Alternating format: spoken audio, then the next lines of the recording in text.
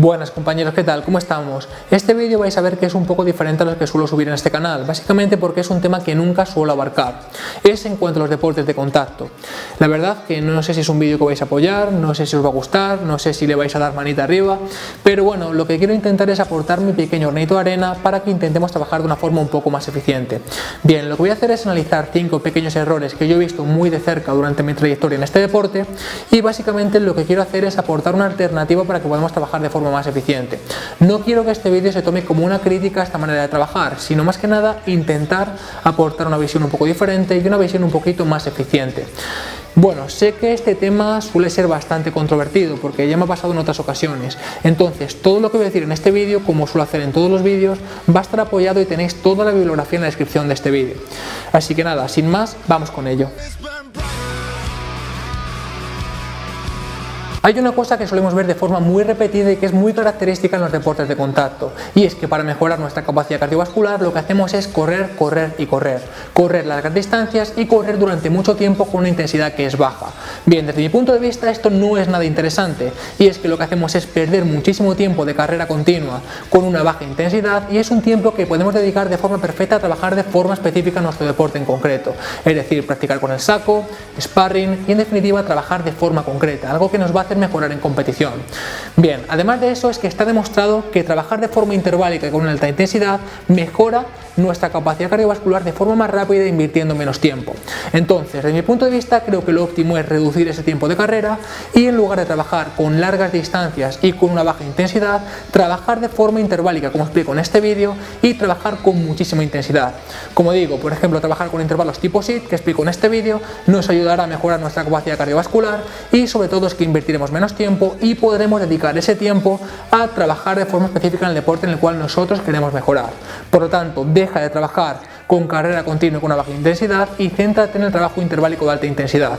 Invertirás menos tiempo y sobre todo tendrás mejoras más rápidas. Por supuesto no estoy hablando de la carrera continua cuando intentamos perder peso para competir, sino simplemente a la mejora de nuestro rendimiento cardiovascular, es decir, a ganar fondo, a intentar ganar resistencia y en definitiva a mejorar nuestro rendimiento. Si tú necesitas competir, pues obviamente a lo mejor sí que necesitas correr para intentar perder ese peso, pero es un tema que no voy a abordar en este vídeo. Ya si os gusta, pues entonces veréis si lo abordo en vídeos siguientes.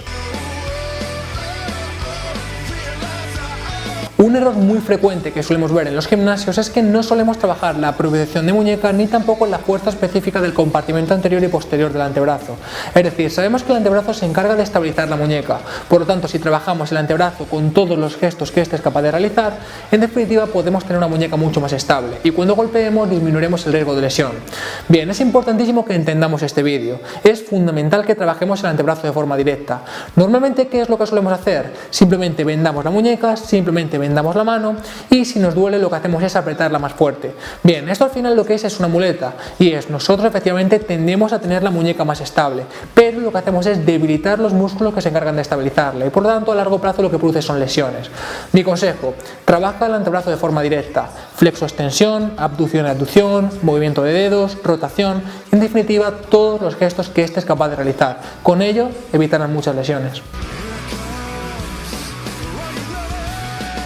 Sin duda tienes que trabajar la fuerza máxima en el gimnasio. La fuerza es la única cualidad física básica a partir de la cual se pueden expresar las demás. Entonces, tu intención no tiene que ser la de trabajar la resistencia con 1000 repeticiones, ni tampoco la de trabajar la velocidad. Tu intención es hacerte progresivamente más fuerte y trabajar con ejercicios multiarticulares y progresivamente más pesados. Hay muchísimos mitos en cuanto al entrenamiento de fuerza en el gimnasio, por ejemplo, que pierdes flexibilidad, por ejemplo, que pierdes velocidad, que te haces más tosco y en definitiva simplemente son mitos. Pongamos varios ejemplos. Está demostrado que trabajar la fuerza favorece el entrenamiento de flexibilidad. Además, si tú eres más fuerte y tú pesas lo mismo, lo que implica es que puedes movilizar tus segmentos corporales más rápido, por lo tanto habrás mejorado tu velocidad, pero esto principalmente va a depender de la técnica y de lo eficiente que seas para reclutar tus músculos en este gesto en concreto. Además, se suele decir que te haces más torpe y que en definitiva pierdes más energía y pierdes rendimiento durante tu entrenamiento. Bien, esto es un error. Es decir, si tú eres más fuerte y tú pesas lo mismo, implica que necesitas menos energía para poder movilizar estos segmentos y por tanto esto se traduce en un mayor rendimiento. Como veis, la fuerza simplemente te va a aportar beneficios. Además, evitarás lesiones, trabajarás los tendones, ligamentos, músculos, etc. y podrás evitar descompensaciones. Es decir, podrás evitar desbalances y con esto aumentarás el rendimiento y podrás trabajar de forma más segura. Y además es que puedes reproducir gestos deportivos concretos. Por ejemplo, el peso muerto te ayudará de cara a levantar a un adversario, el hip thrust te ayudará de cara al trabajo en el suelo y en definitiva simplemente vas a poder mejorar. Normalmente en los deportes de contacto no solemos atender a las descompensaciones musculares, principalmente a nivel de hombro. El hombro es un complejo articular que se lesiona con muchísima facilidad, más que nada porque trabaja con movimientos que son muy amplios y además es que se somete a muchísima velocidad de ejecución. Bien, ¿qué es lo que pasa con los deportes de contacto? Pues básicamente que se tiende a adoptar posiciones muy cifóticas, es decir, que se tiende a trabajar muchísimo los rotadores internos y se tiende a trabajar muy poco los rotadores externos. Es decir, trabajamos mucho con el pectoral, trabajamos mucho con el dorsal, realizamos muchos fondos en el suelo, realizamos muchas dominadas, realizamos dominadas con kimono, favorecemos la rotación interna del hombro y en definitiva lo que sucede es que los rotadores internos tienen muchísima más fuerza que los rotadores externos y en definitiva adoptamos posturas que son incorrectas, es decir, que tendemos a adoptar posiciones cifóticas. ¿Cuál es el problema? Pues básicamente que esto produce lesiones, principalmente a nivel de la articulación del hombro, principalmente a nivel del supraespinoso. Entonces, bueno, la idea es trabajar efectivamente con estos gestos que requieren rotación interna del hombro, pero compensarlo con gestos de rotación externa. Es fundamental que entendamos este artículo. Trabajar con rotaciones externas, trabajar con band pull apart y en definitiva seguir estos ejercicios para intentar compensar esta posición.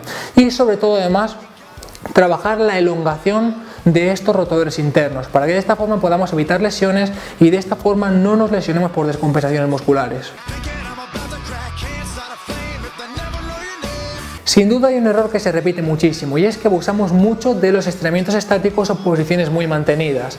A grosso modo y simplificando este tema muchísimo podemos decir que hay dos tipos de estiramiento. En primer lugar, estiramientos estáticos que se basan en posiciones muy mantenidas y en las cuales no hay contracción voluntaria del músculo, es decir, que una fuerza externa se encarga de elongarlo, como puede ser por ejemplo un espagat o simplemente abrirse de piernas. Y por otro lado tenemos los estiramientos dinámicos, es decir, posiciones muy poco mantenidas en las cuales sí que hay contracción voluntaria del músculo. Por ejemplo, lanzamientos, ballesteos, rebotes, insistencias, etc. Bien, el problema que abusamos muchísimo de las posiciones muy mantenidas. Trabajamos con estiramientos estáticos antes de la sesión, durante la sesión, antes del trabajo con pesas, durante el trabajo con pesas y está demostrado que esto no es eficiente. Más que nada porque reduce la capacidad contractil del músculo, reduce la fuerza que éste puede generar, puede aumentar el riesgo de lesión y además disminuye la capacidad contráctil en el ciclo de estiramiento y acortamiento, es decir, en el momento en el cual cambiamos de la fase excéntrica a la fase concéntrica, lo que viene siendo ese rebote. Entonces, desde mi punto de vista creo que no conviene trabajar con estiramientos estáticos ni antes ni durante la sesión de entrenamiento, ya sea con pesas, ya sea deportes de contacto o en definitiva en cualquier sesión en la cual queramos rendir. Alternativa, sin duda los estiramientos dinámicos. Está demostrado que aumenta la capacidad de contracción, está demostrado que aumenta la fuerza que el músculo puede generar y además es idóneo de cara al trabajo de equilibrio y de cara al trabajo en el cual se requiere gran coordinación. Por lo tanto, para reducir lesiones, para aumentar el rango de recorrido específico, que al final es lo que queremos conseguir, dar patadas, abrir de piernas, etc.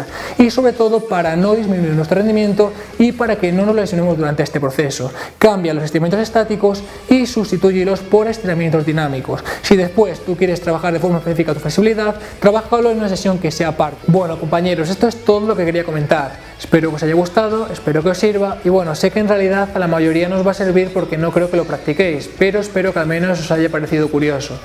Y bueno, la verdad que me gustaría mucho que me dejarais vuestra opinión en los comentarios, o sea que simplemente me dejes qué te ha parecido, si quieres que haga más, que apoyes con tu manita arriba y bueno, de esa forma más o menos sabré qué hacer. Así que nada, nos vemos en los siguientes vídeos y muchísimas gracias por todo el apoyo recibido, de verdad que se valora un montón. Un abrazo.